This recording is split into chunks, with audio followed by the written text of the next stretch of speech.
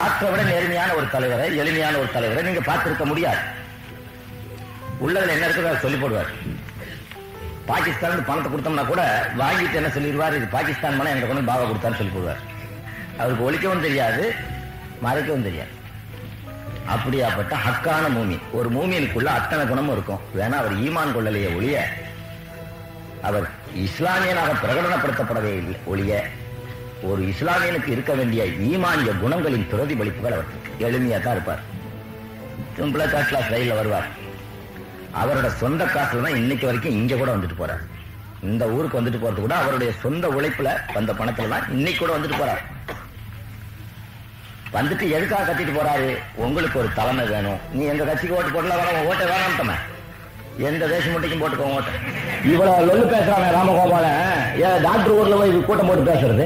Doctor ஊர்ல கூட்டம் போட்டு பேசி போடுவாங்க, செருப்புல அடி விடுவோம். செஞ்சியில பேசிடுவானா, செருப்பால் அடி விடுவோம்.